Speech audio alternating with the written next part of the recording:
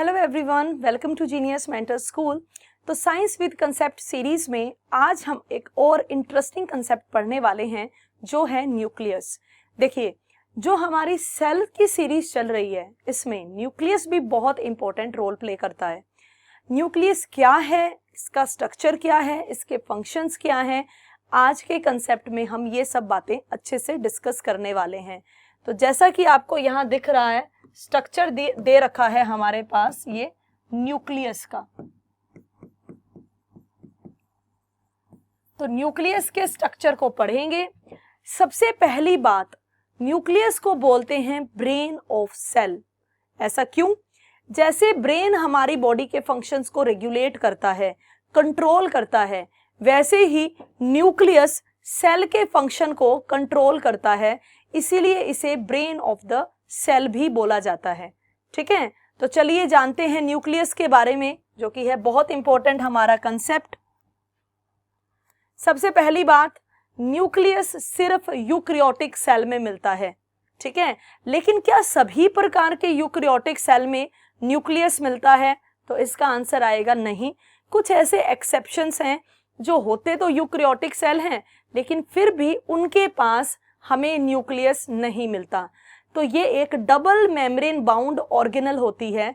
Double membrane bound organelle means इसमें भी दो मेम्ब्रेन है, जैसे कि माइटोकॉन्ड्रिया में होती है, जैसे कि क्लोरोप्लास्ट में होती है, उन्हीं की तरह इनके पास भी ये भी double membrane bound eukaryotic cell organelle है। यूकैरियोटिक सेल ऑर्गेनल क्यों? क्योंकि सिर्फ यूकैरियोटिक सेल में ये मिलती हैं। डबल मेम्ब्रेन क्यों? क्योंकि इसके पास डबल मेम्ब्रेन होती है, outer nuclear membrane and inner nuclear membrane. ठीक है, और इसके अंदर क्या होता है कि किस चीज को कंटेन करती है? जेनेटिक मटेरियल को। और हमारा जेनेटिक मटेरियल है DNA, which is also known as deoxyribose nucleic acid. DNA हमारा जेनेटिक मटेरियल इसलिए होता है क्योंकि हमारे पेरेंट्स से हमारे अंदर जो जीन्स आए हैं, जो इंफॉर्मेशन आई है, वो डीएनए के रूप में ही आई है।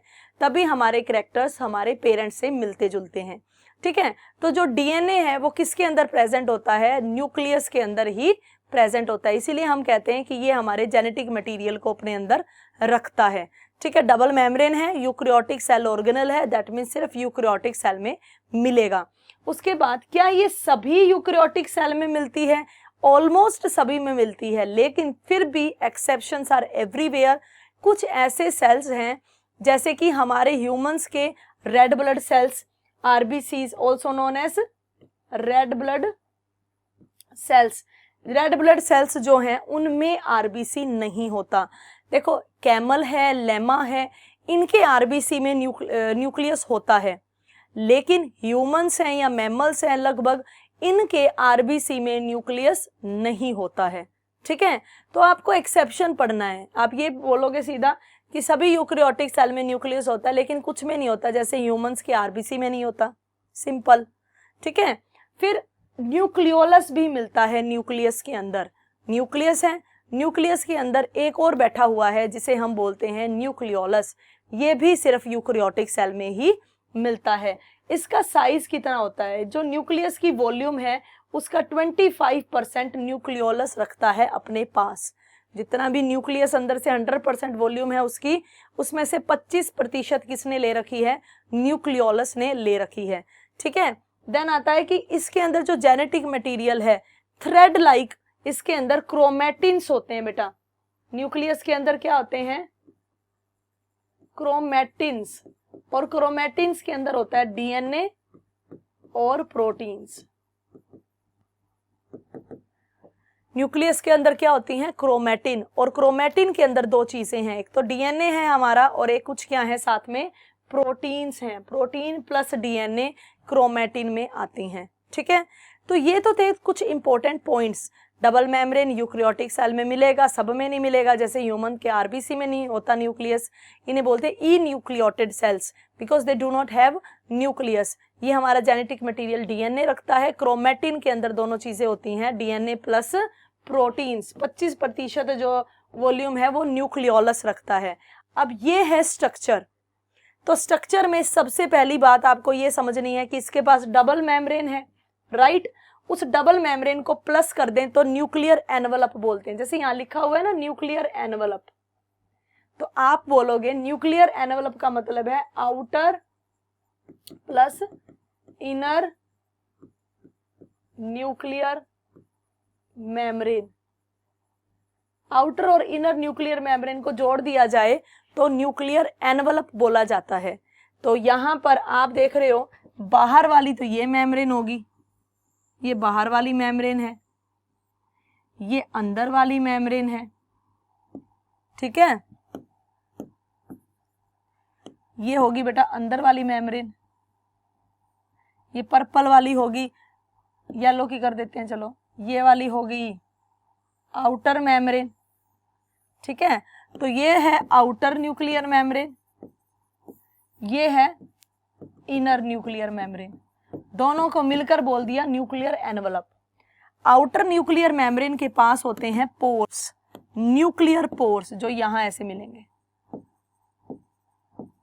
सिर्फ आउटर में मिलते हैं ये न्यूक्लियर पोर्स। क्यों मिलते हैं? ताकि चीजों की यहाँ ट्रांसपोर्टेशन हो सके। अंदर आपको ये दिख रहा है, ये है न्यूक्लियोलस। ये क्या है बेटा? न्यूक्लियोलस, ठीक है। तो न्यूक्लियोलस अंदर प्रेजेंट होता है न्यूक्लियस के। फिर यहाँ पर जैसे सेल का साइटोप्लाज्म होता है, वैसे ही न्यूक्लियस के अंदर के कंटेंट को, इस जगह को, पूरे को, अंदर वाले को न्यूक्लियोप्लाज्म बोलते हैं। क्या बोलेंगे? न्यूक्लियोप्लाज्म बोलेंगे, जहां पर न्यूक्लियस के अंदर सभी प्रकार की एक्टिविटीज होती हैं। मेटाबॉलिक एक्टिविटीज टेक प्लेस किसके अंदर? न्यूक्लियोप्लाज्म के अंदर। फिर यहाँ पर आप देखोगे कि इनके अंदर क्रोमेटिन मटेरियल होता है, जिसके अंदर दो चीजें आती हैं, डीएनए प्लस प्रोटीन्स। अच्छा, आप ये देख रहे हो, ये इसके साथ येलो येलो क्या लगा हुआ है? ये है बेटा एंडोप्लाज्मिक रेटिकुलम, जो हम ऑलरेडी डिस्कस कर चुके हैं कि एंडोप्लाज्मिक रेटिकुलम एक तरफ से तो प्लाज्मा मेम्ब्रेन के साथ कनेक्टेड होता है और दूसरी तरफ से होता है आउटर न्यूक्लियर मेम्ब्रेन के साथ। तो ये किसके साथ कनेक्टेड है? आउटर न्यूक्लियर मेम्ब्रेन के साथ ही कनेक्टेड दिख रहा है। तो ये है हमारा स्ट्रक्चर न्यूक्लियस का, ठीक है। समझ में आया बेटा? तो अब इसके जो इंपॉर्टेंट फंक्शंस है, उसमें से पहला फंक्शन तो ये है कि ये हमारी हेरिडिटरी इंफॉर्मेशन को, जो कि हमारे पेरेंट्स से हमारे पास आई है, हमसे हमारे बच्चों में जाएगी, तो हमारी जो हेरिडिटरी इंफॉर्मेशन है उसे डीएनए के रूप में वन जनरेशन टू दूसरी जनरेशन, अगली जनरेशन में पहुंचाना काम भी किसका है?